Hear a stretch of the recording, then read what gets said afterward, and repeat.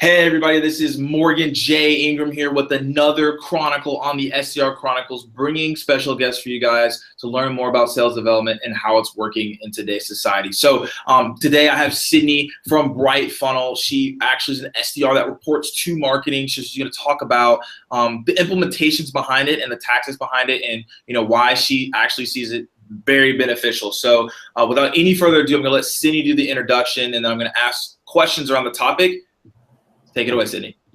Hi, everyone. I'm Sydney. I'm an SDR and an ABM's marketing program manager for BrightFunnel. A little background about BrightFunnel. We're a marketing attribution platform. So we're helping marketers understand how their pipeline is converting into revenue and what their marketing efforts are aimed around. Recently, we started reporting to marketing instead of sales. And I think it lines a lot with our goals as SDRs and what marketing goals are. So really excited to be on the show and talk about it. Awesome, Sydney. So let's dive into the first question that everyone's wondering. Why should SDRs, why is reporting to marketing you've seen more benefits over than reporting to sales?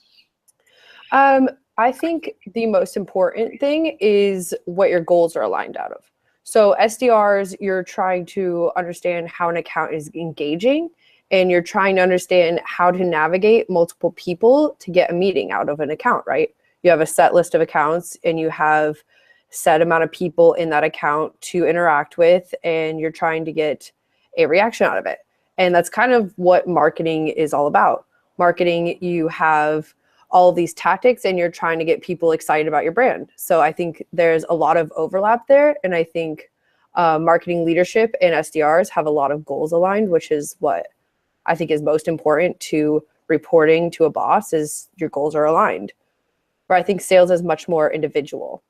It's like you have one or two ops, one or two people that you're thinking about. So I think it makes sense on an ADR front or an SDR front, BDR front, EBR front, whatever you call them. Yeah, there's a lot of acronyms. So many. I'm always so confused. So many. So overall, yeah, I'm like SDR, APR, like it's, you make it up as you go, right? Yeah. So let's kind of dive into what you said. So you see that reporting to marketing is you see it more as a team effort than more of an individual contributor effort? Exactly. Right. So the way we structure it is we have like target accounts. So you have an account and you have 4, 5, 6, 7, 8 ways of engaging that account, whether it's email, direct mail, social, all of these things. So you as an SDR are trying to figure out how to make this account engaged and get a meeting, right? And that's exactly what marketing is doing on the business front. They're like, we have all of these venues. How can we get our brand out there? How can we get our events going? All of these things. So I think it makes sense, personally. Okay, so that does make sense what you're saying. Do you see that you're doing less sales, maybe per se activities, right? So you're more focused maybe on emails and direct mail campaigns and events, but are you focusing less on the metrics of maybe calls and like the output of activity? Where do you see the difference there? Yeah, I think that's a really good question. I think it kind of depends on your business and what you define as successful. So we personally don't call a lot. So we kind of look at an account based on how engaged that account is using our own software, which is, got to drink your own Kool-Aid.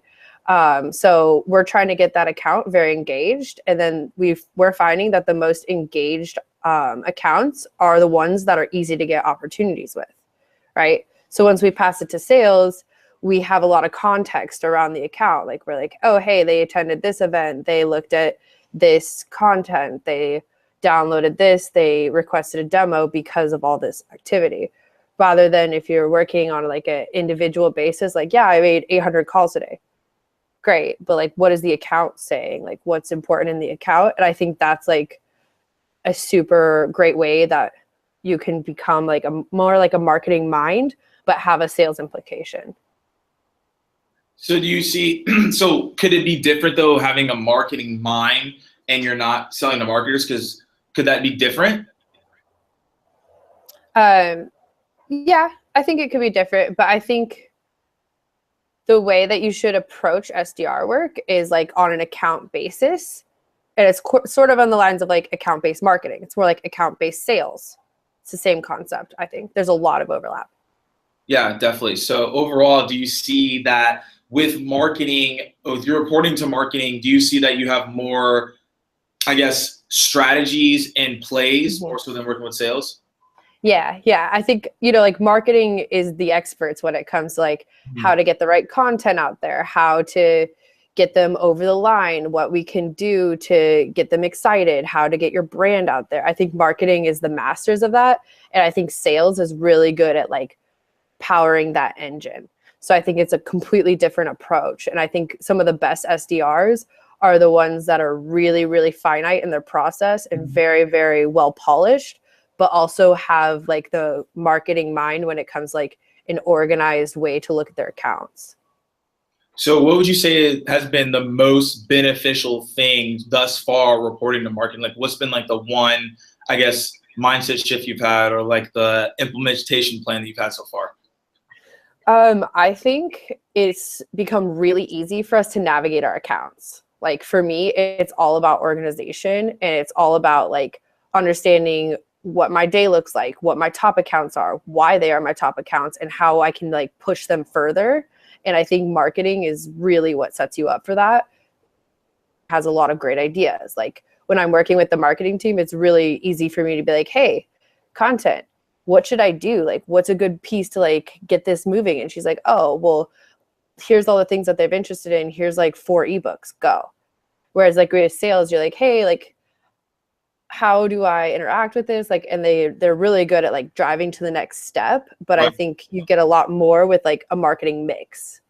I think that's what marketers, like modern day marketers, I think that's what they're really focused on. And I think SDRs should be really focused on that as well.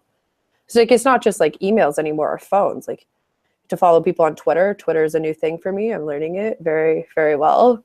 Events. All of a sudden I'm going to all these events and I'm meeting people there and I'm like, wow, why have I never thought of this before?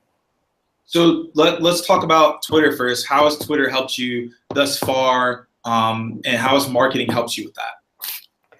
Yeah. So our social marketer is really great. So I spent a lot of time with her kind of unpacking Twitter and understanding how I can use this in a business sense. Because to me, I was like, Twitter is for like people to like tweet these weird things I don't really understand. And she's like, oh, no, like follow them, like follow the company. And you can start to unpack like the account. Like, what does their business care about?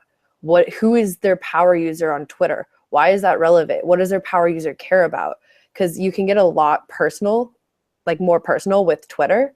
And I think that you get a sense of that person. So when you're creating that email, it's specific to them rather than like, hey, Mr. So and so, noticed you like so and so on LinkedIn, would love to connect, shove product down the throat. You can kind of be like, hey, like, I loved your last tweet. Noticed you've been really active on digital marketing. Is that a priority for your company?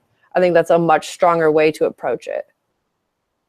Yeah, and that's really awesome. So what have been some tactics that you've used? Has it just been following people and direct messaging them? Has it just been saying, hey, I saw your tweet and putting the tweet in the email? What are some tactics that you've used so far? Yeah, so I'm currently focused on our like golden path for a prospect. So, Mhm. mixing up social, mixing up LinkedIn, mixing up emails, um, adding some calls in there, that kind of thing. And something that I found really important is like building your own social profile so that you have a sense out there in the web. And then your prospects are like, oh wow, like this person doesn't just have like a business Twitter to have one. Like she has a brand, she has something that she cares about. Like this is very profound to me. And then when you go and reach out to them, it seems more genuine and you seem more down to earth. Because I feel like your email just kind of gets lost and everybody's email kind of just gets lost and it's kind of just like it's not that it's dead, but it's just kind of like more old fashioned unless it's like a really awesome email. Or it's like, hey, I loved your tweet on like puppies. I love puppies. Look at my Twitter.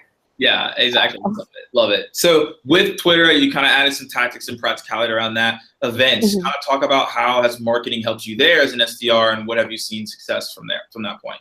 Yeah, I think events is all about the soft sell. And I think marketers are really good at the soft sell. So like you don't want to go to an event and be like, buy my thing, and try to like attack them. It's kind of more of like a soft sell. Like, oh, like what are you interested in? Like, oh, I actually follow you on Twitter. I love your tweets. I'm so excited to meet you in person. I loved your speech given on blank, blank, and blank. Is that like a main focus for your business? Oh, wow. I would love to connect with you on LinkedIn or like shoot you an email. And now you have like a way to get in above and like break all the noise in the middle, which I think is really important. So I kind of learned a lot of like the marketing tactic of like not just going in for the kill and trying to get like the soft sell and like get people to like recognize you as a human and then approach it, which I think is more of like a marketing touch, because marketing is all about getting people engaged, but not necessarily like going for the kill and getting the meeting. Of course. And so do you do research on every single, do you have like a top 20 or like a top 50 people that you're looking to go after? Yeah. Or like if we go to like an event, I'll usually do a lot of work to understand like who's at the event, what's the profile behind the event, 10 or 15 people that I really want to talk to. And then, other people, like how I can position things on the fly, like ask them like, oh, what do you do for blank company? Great. They're in demand gen. What are 3 things I need to know about demand gen? Great. They're in marketing ops. What are 3 things that I need to know about marketing ops to shift the conversation? And that way you can kind of get like that soft sell without really like being the SDR that just keeps shoving product down throat.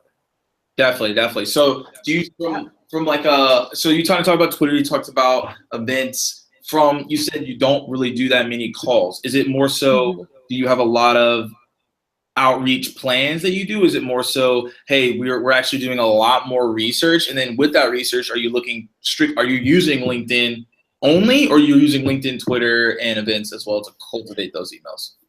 Yeah, so we personally don't do a lot of calls.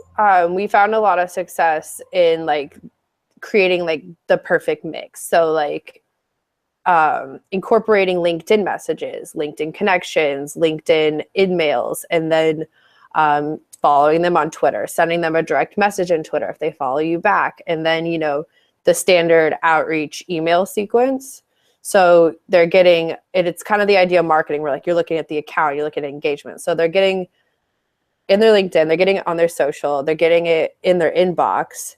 And then all of a sudden you have marketing that's going to send them a bunch of content. So they're going to be like, all right, who is this girl? I keep seeing her face everywhere. It's on LinkedIn, it's on Twitter. Now she's in my inbox. All right, maybe I'll like go ahead and give her a call. Cool. So just the multi-touch on multiple channels that are actually personalized and not just like, hey, here's my product. Exactly. Or like your 30-second elevator pitch on the phone. Like everybody's doing that. Cool. Awesome. And so let's kind of talk about how like with marketing, have you seen it that you need the mix, or would you rather at the end of the day have actually reported to sales? I think it's really important to have the sales and marketing be extremely close for it to work, right? So I think obviously it's a sales function and it's a sales job, and you're sending that meeting to sales as an AE. Right. But I think it's really important to, like in this modern day with so many channels, so many things going on, you really need that marketing support. So I think it makes sense to report to marketing, but still have a very heavy sales influence. Like we still have revenue meetings weekly, and like I still have one-on-ones with my old sales boss, which makes sense because it's like, hey, like how's it going? Where we are in our accounts? Like where's the pipeline at? All of these things, but you're using a marketing tool set and a marketing mind to breach into a sales world, which is kind of how marketing and sales work. If you think about it, like marketing primes up, gets the leads, and then passes it to sales. And we're kind of like, as SDRs, we're kind of like the in-between sales and marketing. We're like the final stages of marketing and then the beginning stages of sales. So might as well incorporate the two. Yeah, no, I think that's huge overall. And I think that the marketing sales alignment, of course, that's important. But I think knowing and understanding how to grab people's attention is actually the most important thing. And that's what marketing does, because in SDR, that's what you're continuously doing. You're trying to grab people's attention. And exactly. You can do the same thing as what everyone else is doing. Exactly. When other people zig, you got to zag. Yep, there it is. That's the quote for the entire show, guys. If you're not doing that, then you're already losing. Exactly. Not doing something.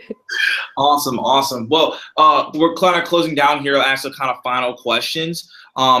I know that you've talked a lot about multi-channels, and you've talked a lot about LinkedIn and Twitter. What do you think is single-handedly, with reporting to marketing, has given you the edge for your entire career as an SDR? Like, as an SDR reporting to marketing, where do you feel like you have the edge over most SDRs?